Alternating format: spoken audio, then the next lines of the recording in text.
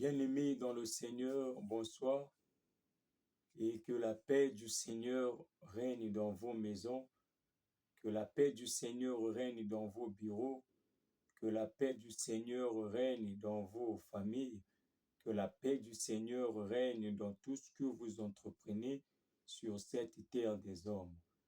Il est Jéhovah Shalom, il est le Dieu de paix. Et la Bible dit qu'un jour, Jésus dit à ses disciples que je vous laisse la paix, je vous donne ma paix. Voilà pourquoi, bien-aimé, dans la vie, parfois, tu te sens être tourmenté, parfois à cause des menaces, parfois à cause de tout ce qui se présente devant toi, tu n'as plus de paix. Tu es tourmenté de gauche à droite. Tu t'inquiètes à cause d'une situation dont tu n'as pas encore trouvé la solution et pour lequel tu commences à te demander, à te poser des questions. Est-ce que Dieu m'entend? Est-ce que Dieu me voit? Je fais tout, je donne des dîmes, je donne nos offrandes. Je prends les initiatives de rentrer en jeûne, de gêner, de prier, de chercher la face de Dieu à cause de ma situation. Mais ma situation ne fait que tarder et du coup, la foi commence à faillir. Mais bien aimé, laisse-moi te dire que tous les sacrifices que tu fais au nom de l'Éternel ne sont jamais passés outre des yeux de l'Éternel. Dieu prend en compte, Dieu prend en considération tout ce que tu lui demandes de faire. Mais le problème, c'est que Dieu ne fera pas parce que toi, tu veux que ça t'arrive au moment où tu veux que ça t'arrive, mais Dieu le fera parce qu'il est le maître des temps et des circonstances. Donc, dans la vie de toute personne, il y a toujours ce qu'on appelle un temps, une durée. Lorsque tu es venu dans le monde, Dieu avait déjà planifié toutes choses pour ton bien. Il ne t'a jamais envoyé sur la terre des hommes pour souffrir. Et si tu es sur la terre des hommes, ce n'est pas au hasard que tu es sur la terre des hommes. Mais tu es sur la terre des hommes parce que tu as une mission à accomplir. Tu as une mission à accomplir avec l'Éternel. Voilà pourquoi j'aimerais te rappeler que ton existence sur la terre des hommes n'est pas en vain. Sur la terre des hommes, tu es le représentant de Dieu dans ta famille, dans ton entreprise, partout où tu vas chercher, tu es le représentant de l'Éternel. Et ça veut dire que les desseins de l'Éternel se reposent en toi. En toi, il y a la puissance. En toi, il y a la domination. En toi, il y a la capacité. En toi, il y a tout ce qu'il faut pour réussir. Le problème, garde ta foi dans le Seigneur, que la foi ne fasse pas faillite. Car la Bible dit, il est le consommateur de la foi et est le rémunérateur de ceux qui le cherchent. Ça veut dire que dans toute ta vie, tu dois chercher l'Éternel.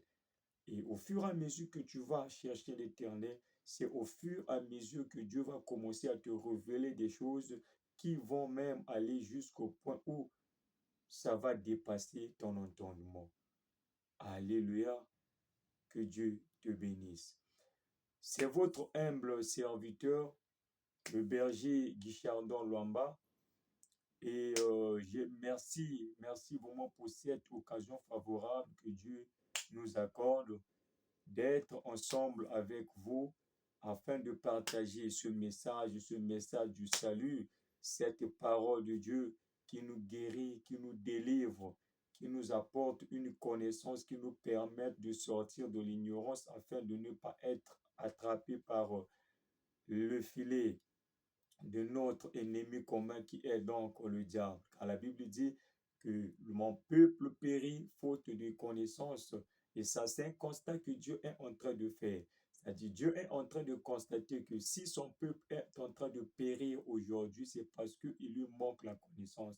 Ça veut dire que une fois que son peuple va s'élever, une fois que son peuple va s'engager, une fois que son peuple aura du zèle, aura soif de chercher la connaissance de Dieu, eh bien, il ne va plus succomber, il ne va plus tomber dans des tentations, il ne va plus tomber dans des péchés, il ne va plus tomber dans des actes abominables qui nous créent, qui nous fait rentrer en inimitié avec l'Éternel. Voilà pourquoi il est très important d'avoir la connaissance. Mais cette connaissance ne vient que à celui-là qui désire avoir la connaissance. C'est à ce moment-là que Dieu aussi se dispose, lorsque quelqu'un se dispose pour chercher à avoir la sagesse de Dieu.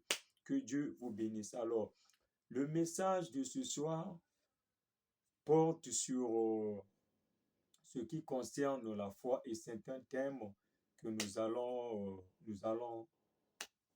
c'est un thème sur lequel nous allons vraiment parler et nous tirons notre enseignement de ce soir dans le livre dans le livre de Marc, dans le livre de Marc. Et j'ai sur moi euh, une version qui est donc Louis Ségan. Et ceux qui ont le livre de Louis Ségan, la Bible bien sûr de Louis Ségan, et vous prenez sur la page 1407. Donc, disons 1406, 1407, parce que c'est Marc chapitre 4.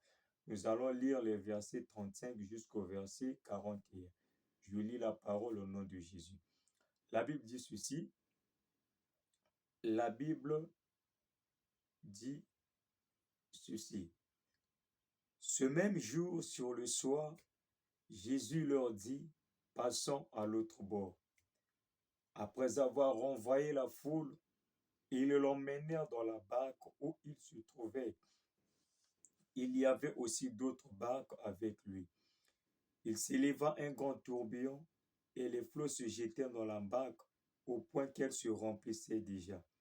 Et lui, il dormait à la poupe sur le coussin. Ils le réveillèrent et lui dirent, Maître, ne t'inquiètes-tu pas de ce que nous périssons?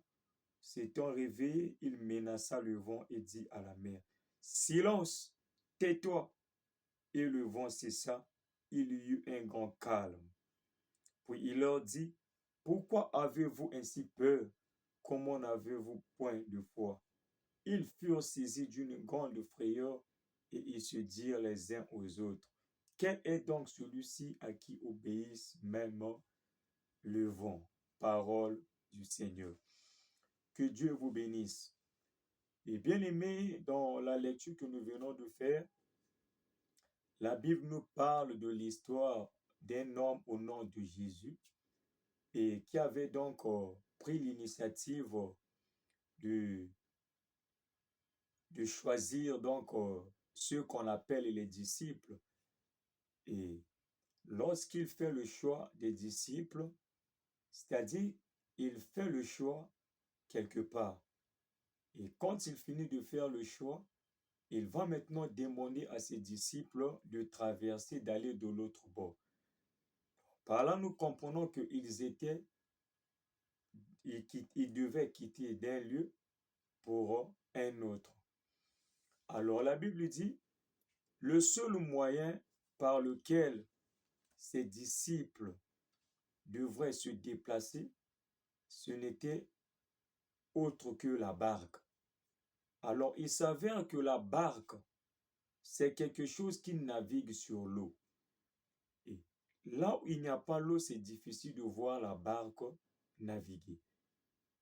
Et ils sont rentrés dans la barque pour traverser et aller de l'autre bord. Pendant qu'ils sont rentrés dans la barque, la Bible dit que le vent commençait à s'agiter, à tel point que les eaux commençaient, la mer commençait à s'agiter, à tel point que les eaux commençaient à se jeter dans la barque et la barque était sur le point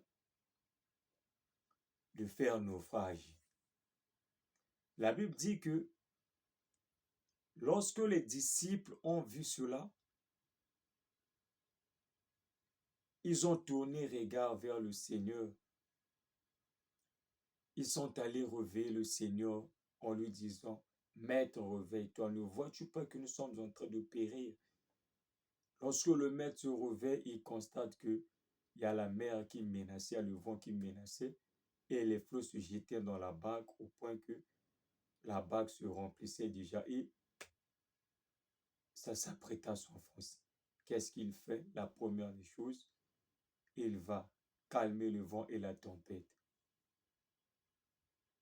Bien-aimé, j'aimerais te dire une chose. Tu sais, ta venue sur cette terre des hommes n'est pas un hasard. Tu es venu sur cette terre des hommes, c'est par la volonté de Dieu.